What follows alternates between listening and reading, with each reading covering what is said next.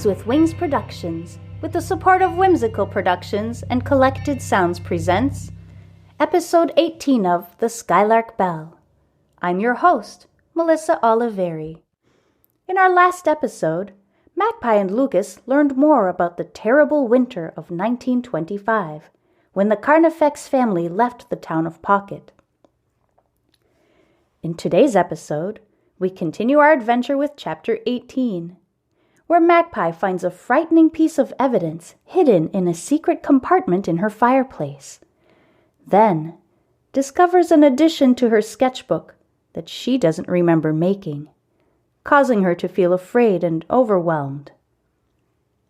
Now, settle in, grab a blanket, a warm drink, and let's get started. Wow, it feels like fall out there, says Magpie, walking into the warm, cozy kitchen of the old farmhouse. It is a little chilly tonight.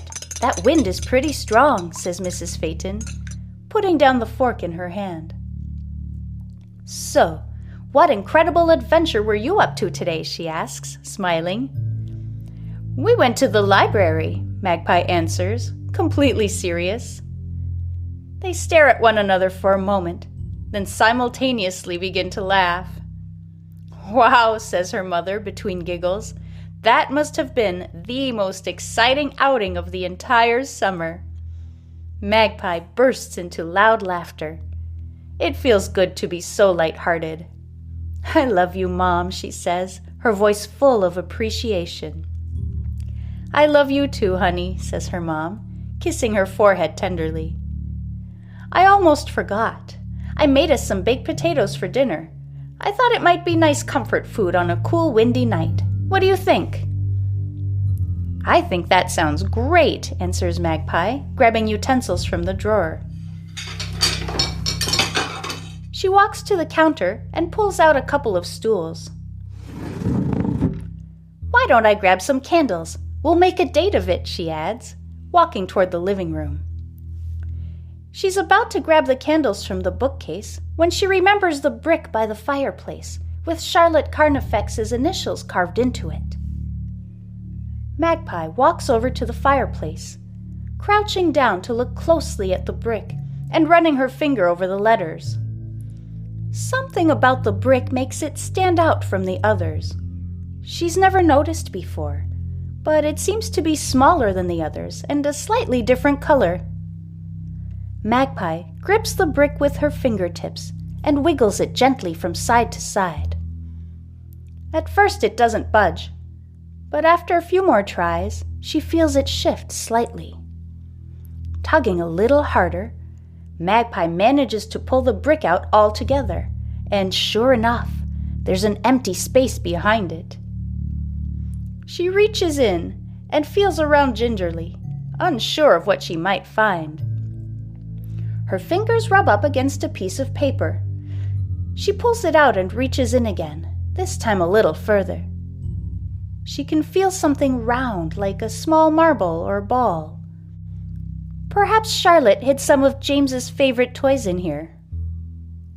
Magpie closes her hand around the object and pulls it out. She can tell there's something attached to the ball, like a rope or string. She opens up her fist, excited to find out what has been tucked in the secret hiding place all these years. Looking down, her smile fades, and the color quickly drains from her face. Laying in her outstretched hand are the remnants of a dusty, worn collar, a small round bell attached to it. She hears a soft noise above her head and looks up to see Scarlet sitting on the mantel, the exact same collar around her neck. Feeling slightly dizzy, Magpie shoves the collar back into the hole and puts the brick back in its place. She takes a few steps back and lets herself fall into the couch before unfolding the piece of paper in her trembling hand. She instantly recognizes Charlotte's handwriting. 8th of July, 1926. I am heartbroken. I have come to this house, which was once filled with joy, only to find complete and utter devastation. My husband was unable to find work after we left, so we moved from town to town. After several months, he fell ill, and I now find myself a widow.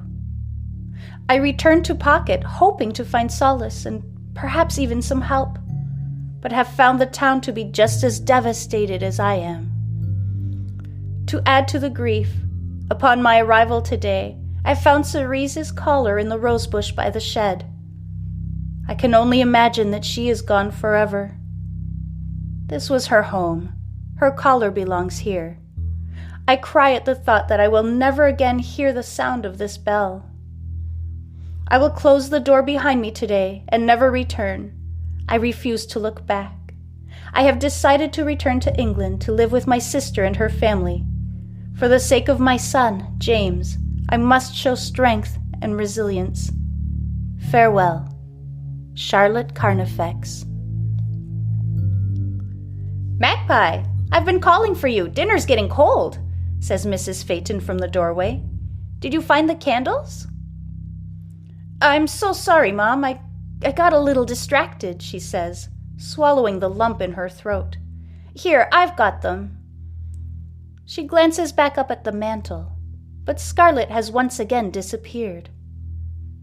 Magpie grabs the candles and walks back to the kitchen for dinner. But even the warm food can't erase the chill she's feeling. She helps her mother tidy up before excusing herself and heading up to her room. Magpie pulls Charlotte's letter out of her pocket and reaches for her notebook under the mattress. She sits on her bed, about to tuck the letter at the back of the book, when she notices one of the page corners is folded. She flips through the pages and lands on the drawing of Lucas by the car. Her heart skips a beat as she stares at the page in disbelief. There, behind the little boy, with a hand on each shoulder, is a woman with long hair spiraling down to her waist.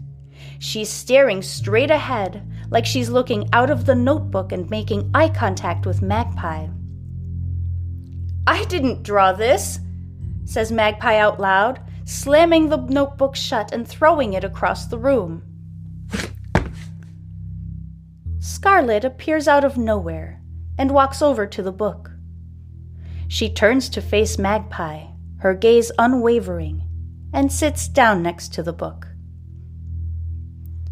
I don't understand what's happening. I feel like I'm going crazy. The things that are happening aren't possible. You aren't possible, she shouts, directing all her fear and panic at the cat. Scarlet stays next to the notebook, completely immobile, never breaking her eye contact with Magpie. Magpie takes a few deep breaths and walks back toward the cat. She sits on the floor, and Scarlet immediately curls up in her lap. Magpie lets the sound of Scarlet's purring calm her down before picking up the notebook and opening it to the sketch of the boy with the car. She stares at the mysterious woman. "Who are you?" she whispers. The pencil outline of the woman's mouth doesn't move. But Magpie hears a voice whisper in her ear. "You know who I am. Look more closely." For some reason, Magpie feels completely calm and bends to look more closely at the sketch. The woman's hair flying around her face triggers a memory.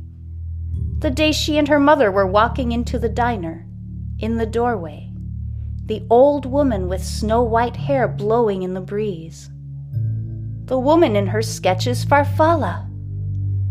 Granted, the woman in the sketch looks much younger, but now Magpie recognizes some of her features.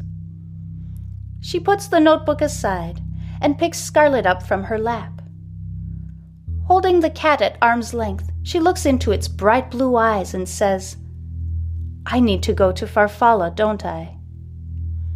The cat blinks and lets out a soft meow.